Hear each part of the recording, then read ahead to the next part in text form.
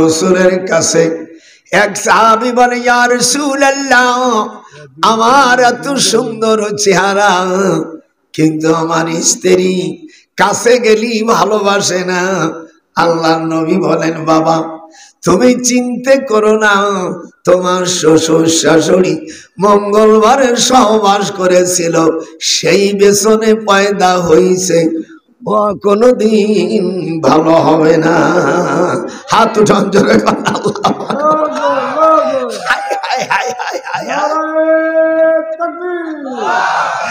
রাগ আজকে ওয়াজ দেব কঠিন, এই পাতাগুলো শেষ হওয়ার আগে এই যে কোরআন হাতে যদি চলে যাস, কিয়ামতের ময়দান তোর বিরুদ্ধে নালিশ যায়।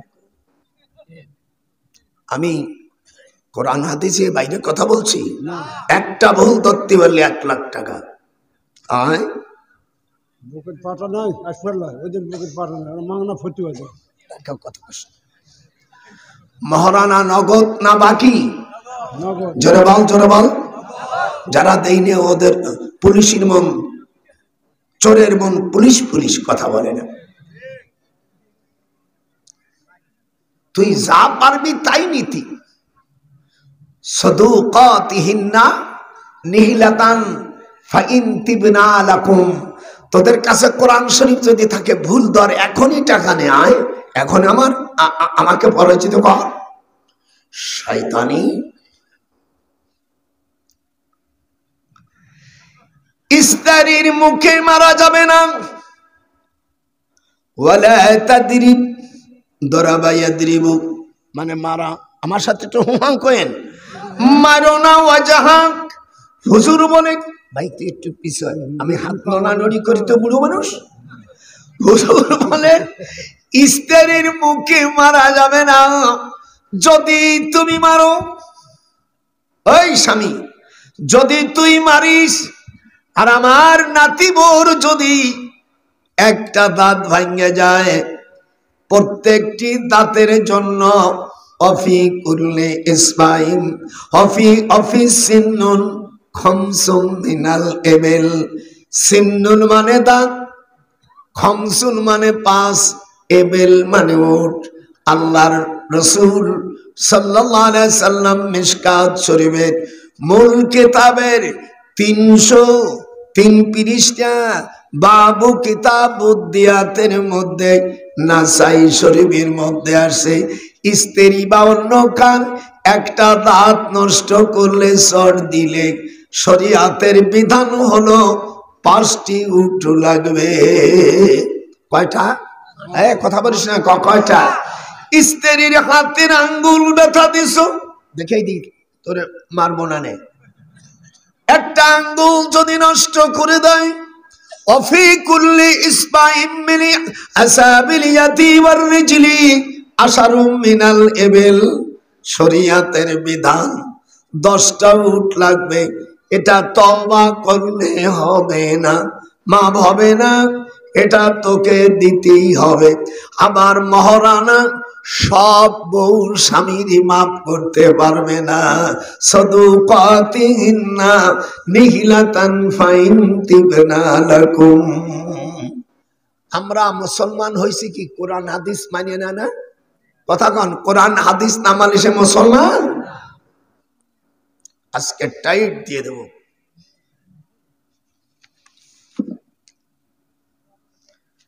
হায় হায়। এবার 3 নম্বর দরজার কাছে কারা থাকবে সেখানে নিয়ে যাচ্ছি। গুনিস কিন্তু 7টা হওয়ার পরে এবার জান্নাতের কাছে আসবো, তারপরে কোরআন তাফসীর শুরু করব। এর আগে যদি কোনো মুসলমান যাস, তোর বিরুদ্ধে আল্লাহর কাছে দায়ের করব মামলা। কি মনে করেছিস বুড়ো মানুষকে দাওয়াত দেছ কোরআন শোনার জন্য? আমি তো বাউল না।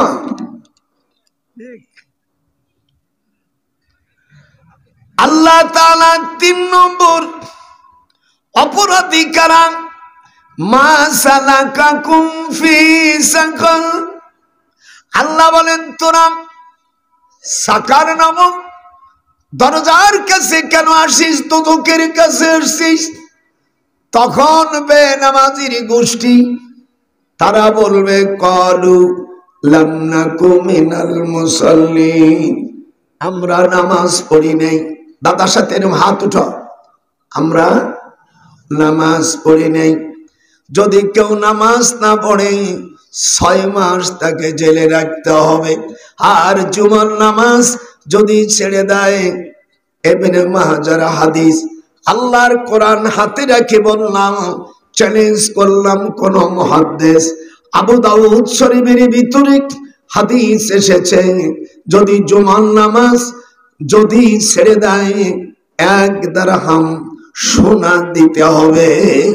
1 দিরহাম সোনা বর্তমান 60,80,810 পয়সা। এটা গতকালের হিসাবের মূল্য ছিল।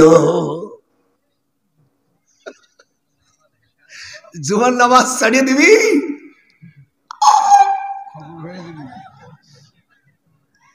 এগুলো ইসলামী রাষ্ট্র না হলে আইন করা যাবে? যারা আছে সব ব্রিটিশ বাজানের আইন নিয়ে বসে আছে। এই জমিন কার? আস্তে আস্তে করে দেই, কোন দেশে আইছি? জমিন কার? আমরা কার? আইন চলবে কার? চলছে কার? শয়তানের আইন। আবার আবার আবার সব কইতে কইতে মুখ এসে গেছে। আমাদের বাংলাদেশে কোর্ট কাছারি চলতেছে কোরআন দিয়া না ব্রিটিশের আইন দিয়া? এটা হাত উঠে আল্লাহকে দেখা, আল্লাহকে দেখা, আল্লাহকে দেখা। আল্লাহ কোরআনে বলেন, ওয়ামান লাম ইয়াহকুম বিমা আনজালাল্লাহ, যারা আমার কোরআন দিয়া কোর্ট কাছারি চালাবে না, কোর্ট কাছারির বিচার আচার করবে না, আল্লাহ তাদের কাফের বলে ফতোয়া দিয়েছে। ফাউলাইকা হুমুল কাফিরুন। হাত রাখেন, আল্লাহু আকবার। আর তারা জালেম, তারা ফাসিক। আল্লাহ কোরআনে সূরা মায়েদার 44 নম্বর আয়াত, 45, 47 নম্বর আয়াতে আল্লাহ বলেন, যারা কোরআন দিয়া ওহির মাফিক বিচার করে না, এ ফতোয়া ডক্টর নজরুল দেয় নাই, সূরা মায়েদার মধ্যে আল্লাহ পাক দিয়েছে। এদেরকে টানে ধরে আল্লাহ জিজ্ঞেস করবে, নামাজ কেন পড়িস নাই? মা সালাকাকুম ফি সাকার। বেনামাজির গোষ্ঠীরা বলবে কালু সিগা, যদিও মাঝি সিগা মানে আসবে মজারের, তখন বলবে আমরা নামাজ পড়ি নাই। একটু ডান হাত দুটোই দেখা। আপনারা একটু জোরে বলেন, বুড়ো হয়ে গেছেন? আমার সাথে বেশি বয়স হয়নি, আমার 97 বছর বয়স।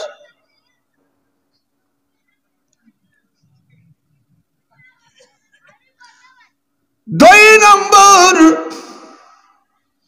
ওয়ালাম নাকু নুতিমুল মিসকিন, গরিবদের খাবার দেই নাই। 3 নম্বর, ওয়া কুননা নাখুদু মাআল খাইদিন। ইসলামী আন্দোলন যখন ডাক দিয়েছিল তখন ইসলামপন্থীদেরকে গালাগালি করেছিলাম, আর তাগুত হারামির বাচ্চার দলে যাইয়া আমরা যোগ দিয়েছিলাম। কোরআনের বিপক্ষে যারা কথা বলে তাদের সাথে দল পাকাইয়া সব আলেম ওলামাদেরকে জেলে ঢুকাইছিলাম, আর আলেম ওলামাদেরকে দুনিয়া থেকে বিদায় দিয়েছিলাম। এই অপকর্ম করিয়া আমরা এই দোজকের কাছে আইছি। এরকম হাত উঠো, হাত উঠো। এই অন্যায় কাম করিও আমরা দোজকের কাছে আসেছি। কিরম লাগতেছে? কিরম? এটা হাত উঠা মুসলমান। 4th নম্বর, ওয়াকুল্লা নুকাযযিবু বিয়াউমিদ্দিন, দ্য ডে অফ জাজমেন্ট। আমরা প্রতিফল দিবসকে আমরা মিথ্যা জানতাম, আর শয়তানের বাচ্চারা বলতো বিচার হবে কার? আমি বলে যার সন্তানরা মরে থাক বিচার কার হয়? আমার আল্লাহর বিধানের বাইরে যাবি, আমার আল্লাহকে গালি দিবি, আমার আল্লাহর হুকুমকে অস্বীকার করবি, কেউ পালাইতে পারবে না। লোহারে লাইলে রে কাঞ্চা সোনা, গোপালে নজরুল কয় আল্লাহর বিধান যারা মানিস নাই সেই দিন এ শয়তানরা আইনাল মাফার, পলাইতে পারবে না। আমি সাথে সাথে আয়াত সেট করে যাচ্ছি। আইনাল মাফার বাংলা অর্থ সেদিন পালাবি কোথায়, পালাইবি কোন জায়গায় রে বেনামাজির গোষ্ঠীরা, ইসলামের বিরোধী শয়তানেরা, পালাইবি কোন জায়গায়, সেই দিন তোদের কোন নেতা খুঁজে পাওয়া যাবে না। দাদার সাথে হাত উঠা, নারী করুণ হবে, হাত উঠা। সেই দিন কোনদিন পলাইতে পারবে না। যখন পারবে একটু হাত উঠে। কোরআন আজকে কার কার কোরআনে, কারা কোরআনের পক্ষে না পড়বে আমি এখনো চোখ মানে দেখতেছি। কারা বদমাইশ আল্লাহর কোরআনে বিরোধী থাকে সে নাজাত পাবে? এটা দাদার সাথে হাত উঠে যখন পাবে, পালাইবি কোথায়? আল্লাহ তাই কোরআনে বলছেন আইনাল মাফার। নামা ভাইরা, আমি যদি বানাই বলি বলবেন দাদা ভুল হচ্ছে, আমি কানটা ধরে নামে যাব। পালাবার উপায় আছে? পালাইবা কোন, দাদার সাথে একটু সুর দে। পালাইবা কোন জাগাহের বেনামাজির বাচ্চারা, পালাইবি কোন জায়গায়, ওরে সেই দিন তোর কোন বাবা, সেই দিন কে তোর কোন বাবা সেই দিন নাজাত দিতে পারবে না। গোপালে নজরুল কয় সেই দিন তোর কোন বাবা সেদিন থাকবে না। লোহারে লাইলারে কাঞ্চা সোনা, হাত ওঠে নেই, হাত ওঠে নেই, ওই গুরুবি যাচ্ছি। নজরুল কয় বেনামাজিরা পালাইবি কোন জায়গায়। কিরম ফুর্তি লাগতেছে না? না ওদের পক্ষে ওদের পক্ষে যদি যাস তোর অবস্থা তাই হবে। কাউকে আজকে ছাড়িয়ে দিয়ে কথা কব না, যাতে আর দাওয়াত না দিস।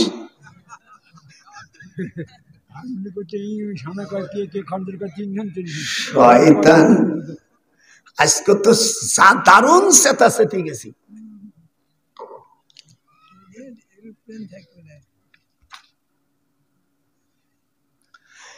এইবার সাইর নামক দরজা, এই 7টা দরজার নাম ওরা বানাইছে, 7টা দরজার নাম এই মূর্খ তো শিখেছে কিনা। কলু লাউ, দাদার সাথে একটু জোরে শুনতে। কলু লাউ কুন্না, 29 পাড়ায় ঢুকে গেলাম। হাবেস নানা ভাইরা, কলু লাউ কুন্না নাসমাউ আও নাকিল মা কুন্না ফি আসহাবিস সাইর।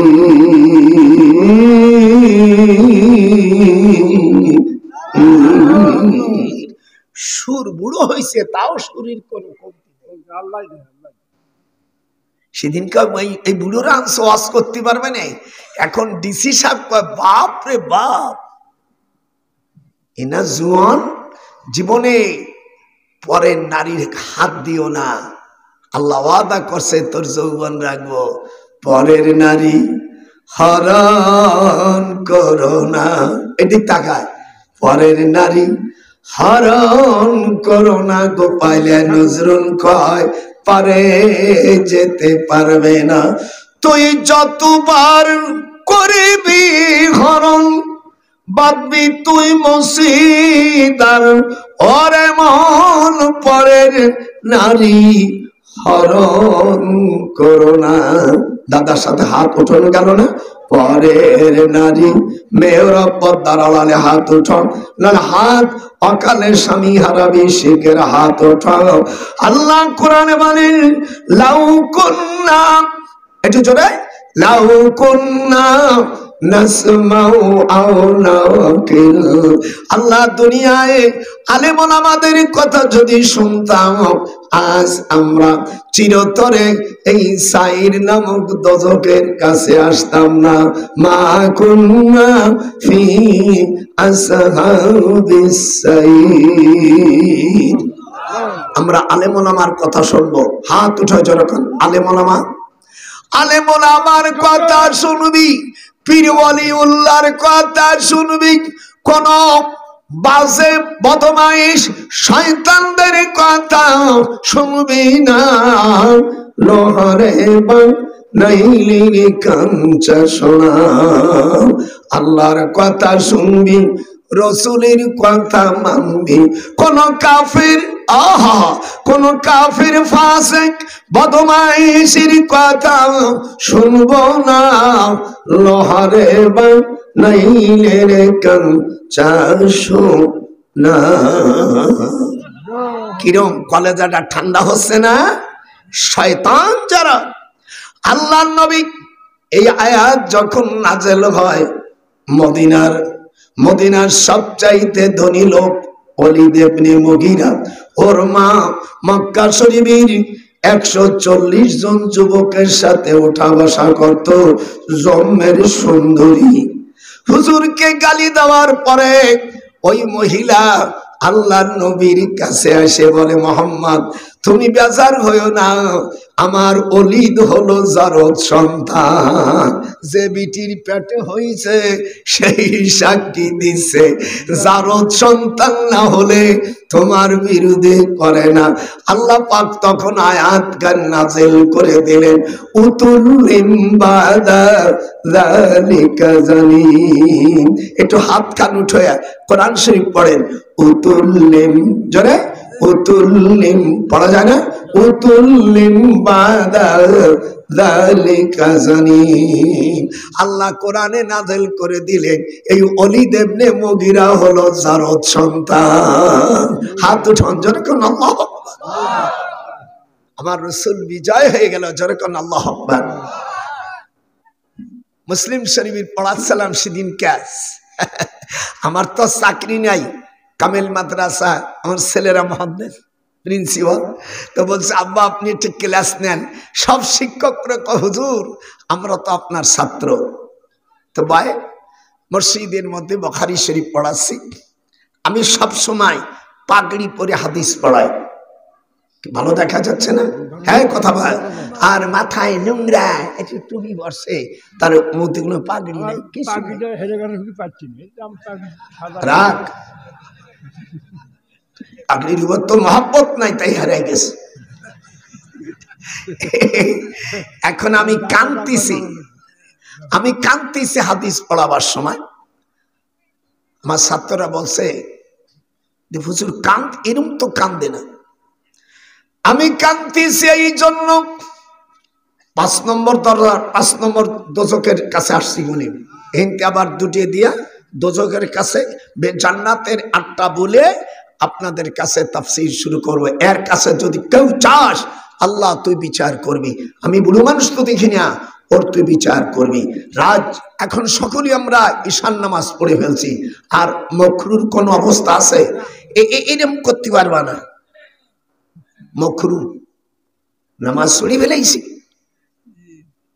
আর আমি সভাপতিকে একটু অনুরোধ করি, আমি একটু সময় নিয়ে বেশি ওয়াজ করবো, অসুবিধা আছে? কথা কর, এই দাদা ভাই একটু ওয়াজ বেশি করবে, কোনো অসুবিধা আছে? হ্যাঁ, কখন মরে যায় চোখের পানি ফেলে কানবি সেদিন যে আমার দাদা কোরআন দিয়ে ওয়াজ করছিল। কি দিয়া? এটাও আসতে কয়, যেরকম কি দিয়া? এই যে পড়তেছে কারি সাপরা আসলে, আমি কোরআন দিয়ে বলছি না গপ্প করতেছি?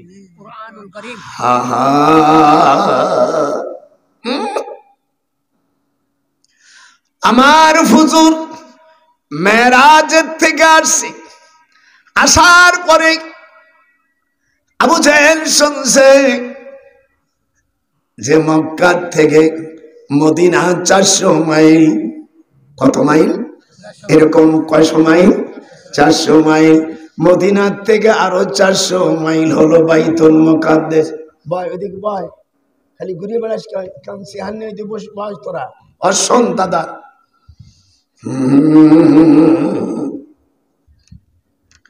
মক্কাতে মদিনা কয়শো মাইল? একটু ছোট যারা যারা গেছো অত মাপও নাই। আর আমি 34 বার বড় হজ করেছি, উমরা করেছি বহু। আমার ছেলে গতকাল ইউনিভার্সিটি থেকে ডক্টরেট ডিগ্রি নিয়ে আসছে, যেরকম আল্লাহ আকবার। আমার 7টা ছেলে সব মাওলানা, এমএ পাস, ডক্টরেট। অনেক আছে সব ডক্টর না, কিন্তু টাইটেল পাস, এমএ পাস। মাইয়া গুলো 8টা মাইয়া, সব কোরআনে হাফেজা বিয়ে দিছি, আর 4টে মরে গেছে। তো দাদির পেটে এই পর্যন্ত 19টা বাচ্চা উঠছে। আমার হাসি নেওয়া শুরু করে একটু আগে কোনো বড়ি টড়ি খাই নেই। সেদিনকে তো দাদি বলছে সব ছেলে মেয়ে বিদেশে থাকে, এখন যদি একটা বাচ্চা হতো। আমি কোর্স কি এতজন এত টানার পরও তোর বাচ্চা আরো 7। হুজুর বলছেন যারা